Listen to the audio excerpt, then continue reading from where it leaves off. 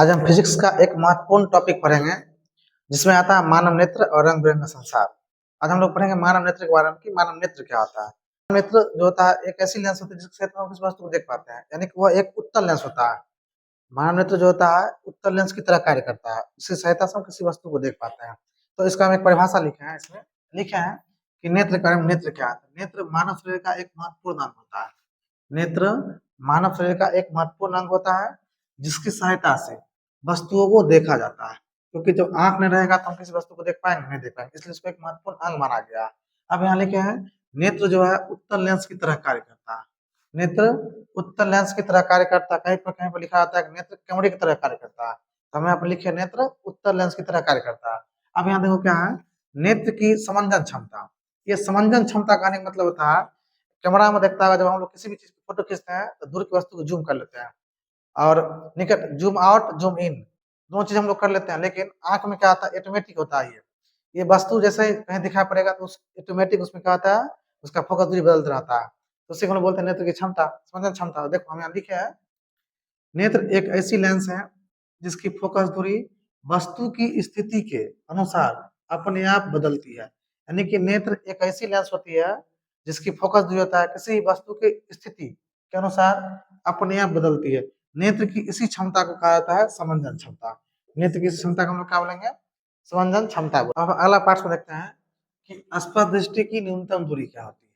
देखो स्पर्श दृष्टि की न्यूनतम देखने दूरी करने का मतलब कि हम किस दूरी तक किसी वस्तु को साफ साफ देख सकते हैं। तो वो हम लिखे हैं कि आंख और निकट बिंदु के बीच की दूरी को स्पर्श दृष्टि की न्यूनतम दूरी कहते हैं। इसे कैपिटल डी से सूचित किया जाता है।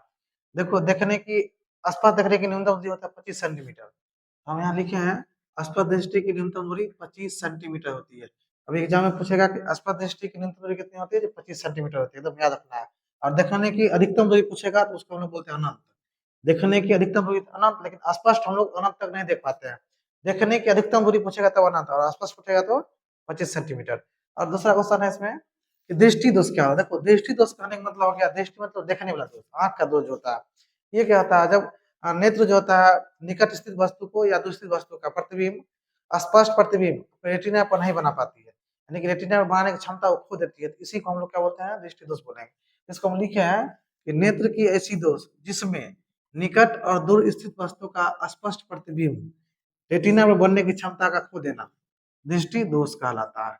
तो दृष्टि दोष हम समझ लिए कि दूर और निकट स्थित वस्तु रहेगा उसका स्पष्ट प्रतिबिंब आंख की रेटिना पर नहीं बन पाता, उसी को हम लोग क्या बोलेंगे, दृष्टि दोष कहते हैं। नेक्स्ट पार्ट हम लेते हैं कि दृष्टि दोष कितने प्रकार के होते हैं, उसके बारे में पढ़ेंगे। तो देखते हैं दृष्टि दोष। देखो दृष्टि दोष को ऐसे 4 प्रकार होता है, लेकिन हम लोग 10th के बुक में दृष्टि दोष का 3 प्रकार ही दर्शाया गया है। और अगला जो क्लास होता है उसमें 11th 12th में जब पढ़ते हैं उसमें 4 प्रकार पढ़ना पड़ता है। तो दृष्टि दोष 4 प्रकार के होते हैं। हाँ, ऐसे 10th बुक के लिए उसमें 3 प्रकार ही हमको पढ़ना है। 10th में जो होता है कि विदुप्ता सिर्फ उपचार जानना है, ना कि प्रकार जानना है। 10th में पूछा कितने प्रकार के, 3 प्रकार में, ये तीनों का नाम ही लिखना होता है। देखो यहाँ पे पहला आता है निकट दृष्टि दोष, दूसरा है दूर दृष्टि दोष या दीर्घ दृष्टि दोष, तीसरा हो जाएगा ज्यादा दृष्टि दोष, चौथा हो जाएगा अविदुप्ता।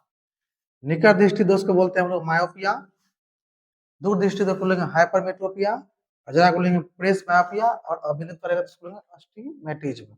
अब देखो यहाँ पे क्या आता है, दूर निकट दृष्टि दोष कहने का मतलब निकट दृष्टि दोष नेत्र की वह दोष होती है जिसमें निकट की वस्तु को साफ साफ देख पाता है, लेकिन दूर स्थित वस्तु को वो स्पष्ट नहीं देख पाता है। तो नेत्र की ऐसी दोष को निकट दृष्टि दोष कहता है। और ये दोष होने का कारण जो होता है, नेत्र जो गोलक होता है वो लंबा हो जाता है। कारण लिखे हैं नेत्र गोलक का जब लंबा हो जाता है तो उसमें निकट दृष्टि दोष, और नेत्र लेंस की आवश्यकता से अधिक बढ़ जाना। दो कारण पूछेगा निकट दृष्टि दोष होने का क्या कारण है, तो उसमें 2 कारण होता है, नेत्र गोलक का लंबा हो जाना, दूसरा नेत्र लेंस का आवश्यकता से अधिक बढ़ जाना। इसमें एक चीज लिखना है पर कि इसमें निकट की वस्तु, इसमें निकट की वस्तु साफ साफ साफ साफ दिखाई पड़ता है, साफ साफ दिखाई पड़ता है, लेकिन दूर स्थित वस्तु साफ साफ नहीं दिखाई पड़ती है, नहीं दिखाई पड़ती है। यानी कि नेत्र की वैसी दोष जिसमें निकट की वस्तु को साफ साफ देखा जा सकता है, लेकिन दूर की वस्तु को साफ साफ नहीं देख सकता है। तो नेत्र के ऐसी दोष को हम लोग बोलेंगे निकट दृष्टि दोष होने के कारण नेत्र गोलक का लंबा हो जाना। दूसरा होता है नेत्र लेंस की आवश्यकता से अधिक बढ़ जाना या अधिक मोटा हो जाना। अब पूछेगा इसका उपचार, जब इसका उपचार पूछेगा, उपचार उपचार पूछेगा या निवारण पूछेगा, उपचार रहेगा या निवारण दे देगा। उपचार और निवारण जो होगा, निकट होगा तो अवतल लेंस की चश्मिश की जाती है, अवतल लेंस की चश्मे से। यहाँ से क्वेश्चन बनेगा कि निकट दृष्टि दोष का निवारण या उपचार किस लेंस की चश्मे से की जाती है, तो अवतल लेंस की चश्मे से जाते हैं। दूसरा देखते हैं दूर दृष्टि दोष या दीर्घ दृष्टि दोष, इसी को जाता है दूसरा में दीर्घ दृष्टि। दीर्घ मतलब वही होता है, ये जो होता है इसमें क्या है, देखो दूर दृष्टि मतलब दूर की वस्तु को साफ साफ देख सकते हैं। इसमें क्या लिखेंगे कि दूर की वस्तु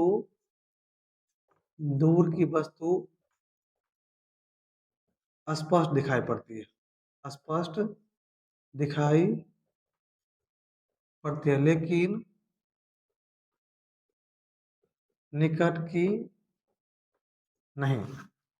दूर दृष्टि दोष में क्या होगा कि दूर की वस्तु को साफ साफ देख सकते हैं लेकिन निकट की वस्तु को साफ साफ नहीं देखेंगे। नेत्र की ऐसी दोष को हम लोग बोलेंगे दूर दृष्टि दोष। इसको होने के कारण होता है, इसमें क्या था नेत्र गोलक का लंबा हो जाना, इसमें होता है नेत्र गोलक का छोटा हो जाता है। इसका नेत्र गोलक जो होता है छोटा हो जाता है और नेत्र लेंस जो होता है आवश्यकता से अधिक क्या होता है, पतला हो जाता है यानी कि कम हो जाता है। इसका दो कारण होगा। इसका उपचार जब पूछेगा, इसका जो उपचार होगा, इसका उपचार होता है उत्तल लेंस की चश्मा, उत्तल लेंस, उत्तल लेंस की चश्मे से की जाता है। पूछेगा कभी कि दूर दृष्टि दोष का उपचार किस लेंस की चश्मे से की जाती है, तो वहां बताना है उत्तल लेंस की चश्मे से की जाती है। अब हम लोग आते हैं जरा दूरदर्शिता, इसी को बुलाता है जरा दृष्टि दोष। देखो जरा दूरदर्शिता जो होता है, ये वृद्धावस्था जब होता है तो वृद्धावस्था में सिलेरी मांसपेशी होता है, उसकी जो होता है क्षमता कम जाती है, जिसके कारण दूर और निकट दोनों जो है वस्तु को हम लोग देख नहीं पाते, उसमें देख नहीं पाता लोग वृद्धावस्था में, यानी कि प्रभावित हो जाता है। इसी दोष को बुलाता है जरा दृष्टि दोष। यानी कि इसमें इसमें हो जाएगा निकट, इसमें निकट और दूर स्थित वस्तु का प्रतिबिंब नहीं बन पाता, नहीं बन पाता, यानी कि स्पष्ट नहीं बन पाएगा। उसी को हम लोग बोलेंगे दूरदर्शिता या दूरदृष्टि दोष भी कहा जाता है इसको। जरा दूरदर्शिता, जरा दूरदर्शिता या जरा दृष्टि दोष इसी को कहा जाता है, जिसमें क्या आता है निकट और दूर की वस्तु को दोनों का प्रतिबिंब स्पष्ट नहीं दिखाई पड़ता। अब दूसरा देखते हैं इसका जो कारण क्या होता है। इसका कारण होता है सिलेरी मांसपेशी। जब वृद्धावस्था होगा इसकी मांसपेशी की संबंधित क्षमता की लचक घट जाता है, घट जाता है इसलिए वो दिखाई नहीं पड़ता है। लास्ट होता है अबिंदुकता। और एक चीज और जान जाओ, इसका उपचार, इसका जो उपचार होगा वो होगा बायफोकल लेंस के चश्मा से, बायफोकल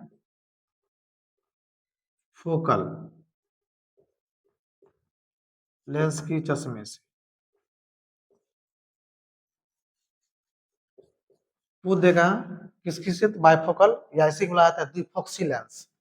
इसे क्या बोलेंगे हम लोग, द्विफोक्सी लेंस, द्विफोक्सी लेंस याद रखना। द्विफोक्सी लेंस के चश्मे से या बायफोकल लेंस के चश्मे से या द्विफोक्सी लेंस के चश्मे से जरा दूरदर्शिता का उपचार किया जाता है। और एक दोष है अबिंदुकता। देखो ये एक ऐसी दोष होती है जिसमें आंख अगर क्षैतिज तल को स्पष्ट दिख रहा है तो ऊर्ध्वाधर को स्पष्ट नहीं दिखाएगा। अगर ऊर्ध्वाधर ऊपर की ओर स्पष्ट दिख रहा है तो क्षैतिज जो रहता है उसका प्रतिबिंब स्पष्ट नहीं बनेगा। नेत्र की ऐसी दोष को हम लोग क्या बोलेंगे, अबिंदुकता बोलेंगे।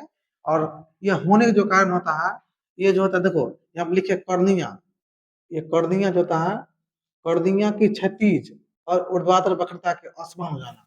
यानी कि जब हम लोग क्या करें क्षैतिज देखेंगे तो ऊर्ध्वाधर नहीं दिखाई पड़ेगा, और जब ऊर्ध्वाधर देखेंगे तो क्षैतिज को स्पष्ट प्रतिबिंब नहीं बनेगा।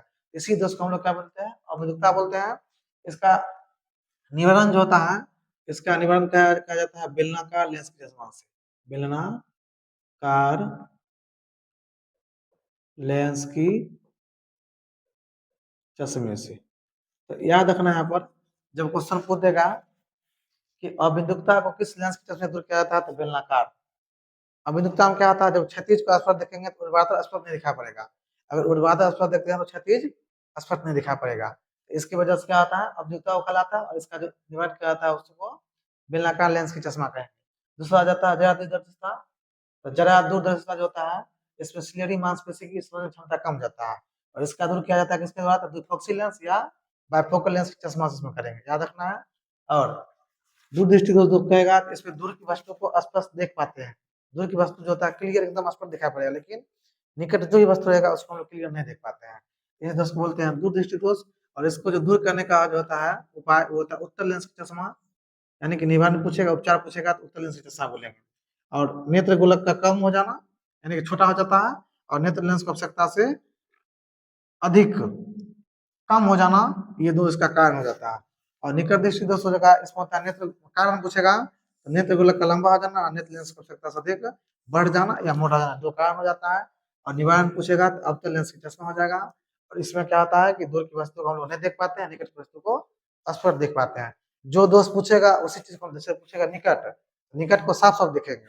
दूर दृष्टि पूछेगा तो दूर की वस्तु को साफ साफ देखेंगे। इस तरह का ये 4 प्रकार का दोष होता है। और एग्जाम में कोई न कोई दोष जरूर पूछेगा और इसका उपचार पूछता ही है। तो एक तरह से महत्वपूर्ण टॉपिक था।